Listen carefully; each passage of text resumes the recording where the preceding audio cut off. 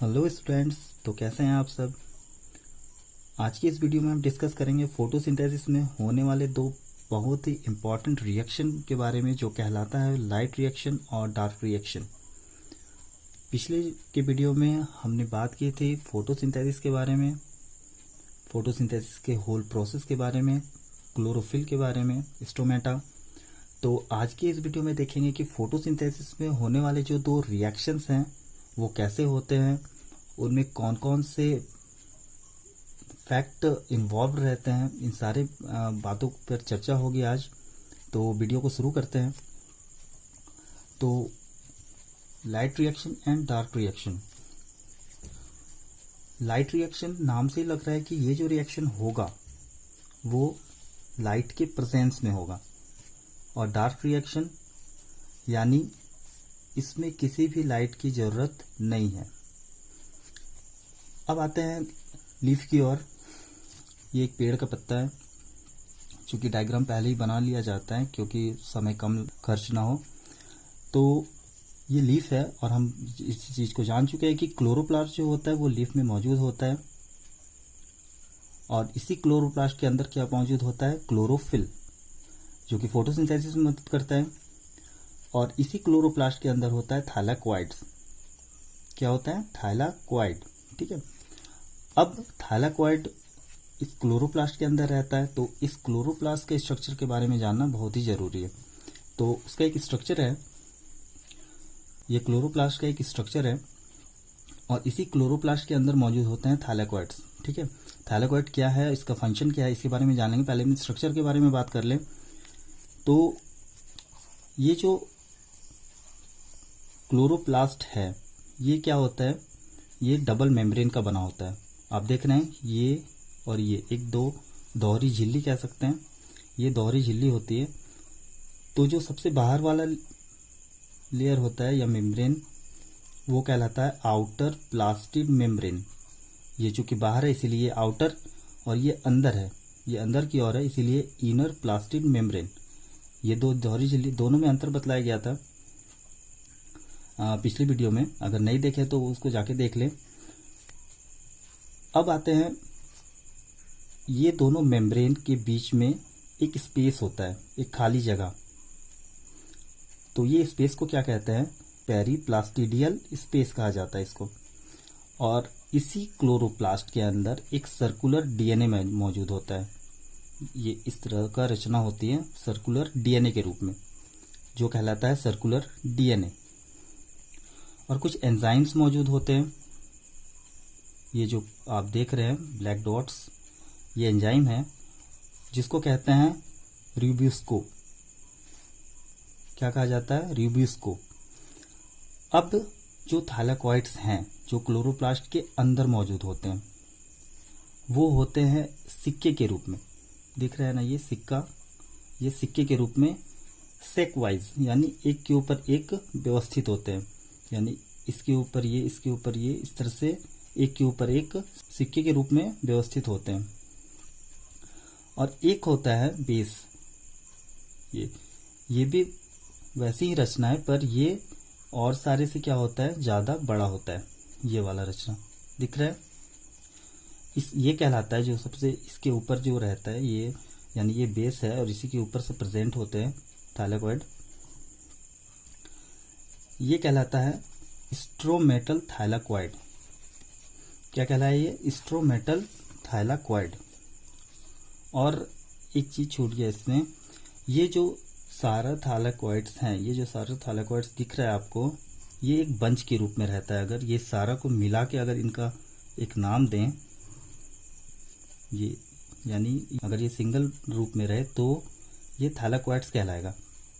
और अगर ये सब मिल जाए, यानी ये सारा मिल जाए, समूह में आ जाए, तो ये कहलाता है ग्रेनम। क्या कहलाता है ये, ग्रेनम।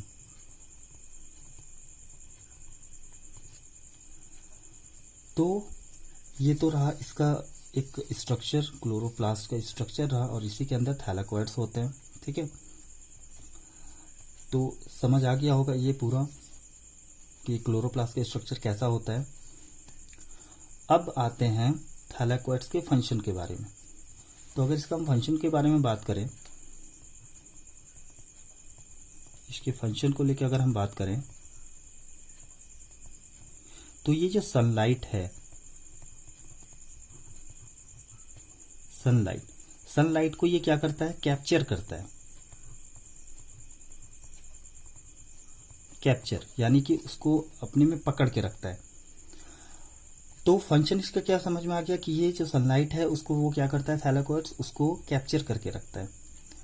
और ये बिल्कुल कैसे स्ट्रक्चर होती है, ये क्लोरोप्लास्ट के अंदर रहती है छोटी थैली के रूप में। तो ये इसका फंक्शन हो गया कि ये सनलाइट को क्या करती है, कैप्चर करती है, यानी अपने में पकड़े रखती है। ठीक है, क्योंकि हम जानते हैं कि फोटोसिंथेसिस के प्रोसेस में सनलाइट का होना बहुत ही ज़्यादा इसेंशियल है ना। तो अब बात करते हैं लाइट रिएक्शन और डार्क रिएक्शन के बारे में। ठीक है, तो अब एक पार्टीशन कर दें, एक तरफ लिखते हैं लाइट रिएक्शन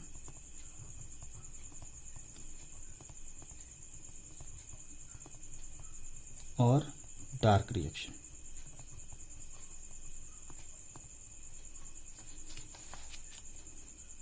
डार्क रिएक्शन,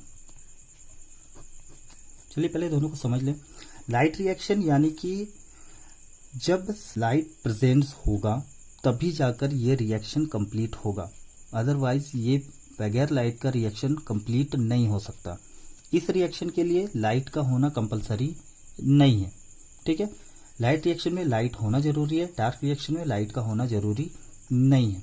ठीक है, अब इस लाइट रिएक्शन को हम फोटोकेमिकल फेज भी कह सकते हैं। दूसरा नाम क्या दे सकते हैं, फोटो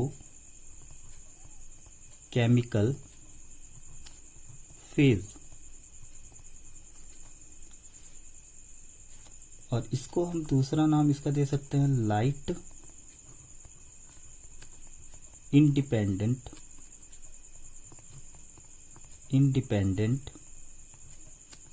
फेज। लाइट इंडिपेंडेंट इसलिए क्योंकि ये लाइट से स्वतंत्र है, इसमें लाइट की जरूरत नहीं होती है। ठीक है, क्या पढ़े हम अभी कि इसमें प्रेजेंस ऑफ लाइट होना चाहिए, यानी प्रेजेंस ऑफ लाइट इस रिएक्शन के लिए लाइट का होना जरूरी है। और इसमें इफ नॉट लाइट रिक्वायर्ड, यानी इस रिएक्शन के लिए लाइट का होना जरूरी नहीं है। आगे बढ़ते हैं। अब ऐसा नहीं है कि लाइट रिएक्शन फोटोसिंथेसिस के में होगा और डार्क रिएक्शन फोटोसिंथेसिस या रात में होगा, ऐसा कुछ नहीं है। ये दोनों प्रोसेस एक ही टाइम होता है, यानी फोटोसिंथेसिस के टाइम ही होता है, लेकिन सबसे पहले लाइट रिएक्शन होता है, उसके बाद होता है डार्क रिएक्शन। ठीक है, यानी अगर पूछा जाए तो सबसे पहले कौन सा रिएक्शन होता है, लाइट का रिएक्शन होता है, एंड देन फिर डार्क का रिएक्शन होता है। अब आते हैं एक एक स्टेप वाइज, हम इसको जानते हैं कि आखिर कैसे ये फंक्शन करता है। तो स्टेप 1 में अगर हम बात करें, इसका स्टेप 1 को देखा जाए, स्टेप फर्स्ट देखा जाए तो क्लोरोफिल,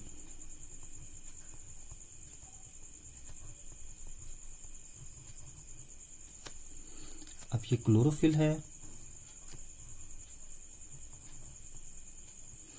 अब जो सनलाइट आ रहा है, मान लीजिए यहां से सनलाइट आ रहा है। अब सनलाइट हम जानते हैं फोटोन के रूप में आता है, फोटोन के रूप में आया। अब जैसे ही इस पे सनलाइट पड़ता है, क्लोरोफिल में सनलाइट जैसे ही पड़ता है, किस रूप में, फोटोन के रूप में, तो ये क्या होता है, एक्टिवेट हो जाता है, सक्रिय हो जाता है। Activate chlorophyll, activate chlorophyll. अब एक्टिवेट होने के बाद क्या होता है, तो ये तो था स्टेप 1, चलिए हम इसको स्टेप 1 मान लेते हैं। स्टेप 2 का बात करें, स्टेप 2 में क्या होता है। अब आते हैं स्टेप 2 में। स्टेप 2 में क्या होता है, ये जो H2O है, हम जानते हैं कि फोटोसिंथेसिस में क्या होता है, रूट्स जो होते हैं वो H2O को एब्जॉर्ब करते हैं, ग्रहण करते हैं। तो ये जो H2O है इसका ब्रेक होता है, पढ़े थे हम लोग इस चीज़ को, इसका क्या होता है, ब्रेक होता है। इस हाइड्रोजन के 2 मॉलिक्यूल्स होते हैं, ठीक है। अब ये टूटता है, ब्रेक होता है, तो किस चीज़ में होता है, ये 3 चीज़ में ब्रेक होता है। किस चीज़ में ब्रेक होता है, तो एक हाइड्रोजन,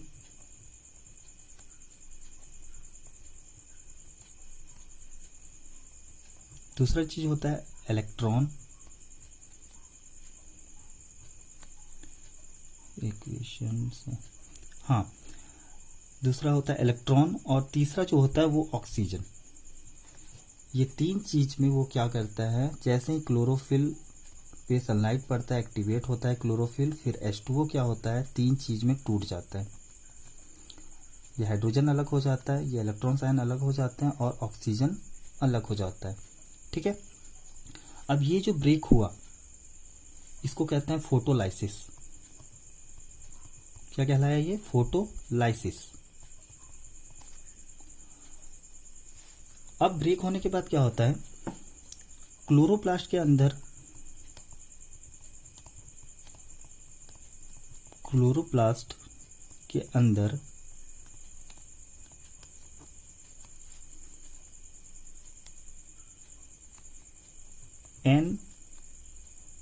NADP मौजूद होता है, NADP।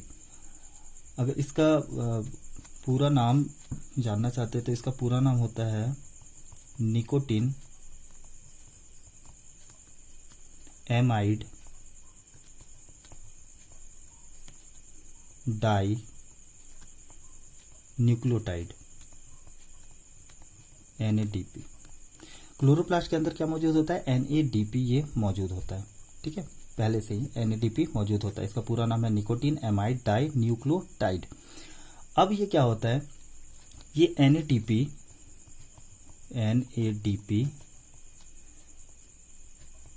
हाइड्रोजन के साथ क्या करता है, जुड़ जाता है, और क्या बनाता है, NADPH। ये क्या बनाया, NADPH। समझ में आ गया यहाँ पे, यहाँ तक क्या क्या हुआ, यहाँ पे फोटोलाइसिस का प्रोसेस हुआ। उसके बाद जो क्लोरोप्लास्ट में मौजूद होता है NADP, वो हाइड्रोजन के साथ जोड़कर क्या बनाता है, NADPH, ठीक है। ये इसका एक्सपेंड फॉर्म यानी फुल फॉर्म कह सकते हैं इसको, ठीक है। तो यहाँ बन गया NADPH।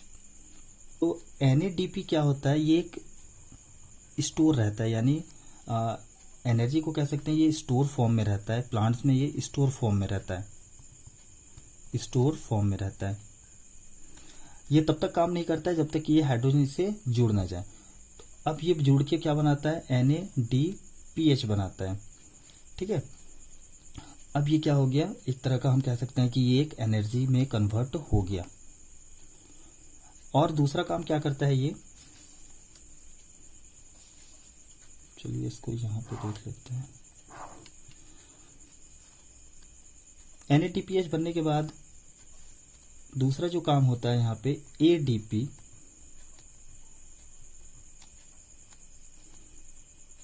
मॉलिक्यूल्स जो होते हैं ADP मॉलिक्यूल्स, वो यहाँ ADP इलेक्ट्रॉन के साथ कंबाइन होकर क्या बनाता है, ATP बनाता है। ये ADP कंबाइन होकर क्या बनाया, ATP बनाया, एडिनोसिन ट्राइफॉस्फेट का निर्माण किया यहाँ पे। तो लाइट रिएक्शन में इतना होता है, मतलब ये सारा प्रोसेस लाइट रिएक्शन के अंदर होता है। स्टेप 1 समझ गए, स्टेप 2 समझ गए, ठीक है। अब आते हैं हम डार्क रिएक्शन में। डार्क रिएक्शन क्या होता है, इसमें कौन सा प्रोसेस होता है, इस चीज को समझते हैं हम। डार्क रिएक्शन का बात करें तो हम ये जान चुके हैं कि इसमें लाइट की जरूरत नहीं होती है डार्क रिएक्शन में। तो इसमें होता क्या है, अब जो NADPH बना, NADPH जो बना वो कार्बन डाइऑक्साइड के साथ, ये कार्बन डाइऑक्साइड के साथ जुड़कर या कंबाइन होकर कह सकते हैं किस चीज बनाएगा, C6H12O6। ये इसके लिए लाइट की आवश्यकता नहीं होती है, ध्यान रखिएगा इस बात का। और ये क्या बनाता है, एक ग्लूकोज का निर्माण करता है, जो कि एक फाइनल प्रोडक्ट होता है, एक फाइनल प्रोडक्ट होता है। ये फाइनल प्रोडक्ट बना। अब अगला क्या होता है, अब इस तरह तो बहुत सारा ग्लूकोज का निर्माण हुआ होगा,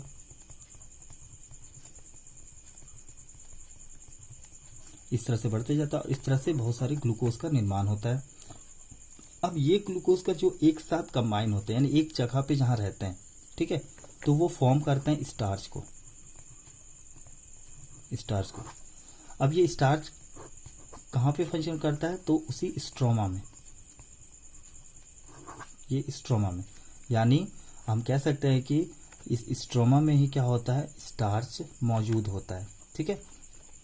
तो और ये भी कह सकते हैं कि डार्क रिएक्शन वर्क कहाँ करता है, तो आप कह सकते हैं कि स्ट्रोमा में, ठीक है। तो ये लाइट रिएक्शन और डार्क रिएक्शन था दोनों में। उम्मीद है कि समझ आ गया होगा। अगले वीडियो में हम बात करेंगे रिस्पायरेशन इन प्लांट्स के बारे में, कि पौधे श्वास कैसे लेते हैं, कौन कौन से ऑर्गन जो हैं वो उसमें इन्वॉल्व रहते हैं रिस्पायरेशन को लेके। तो आज की वीडियो में इतना ही। Thank you.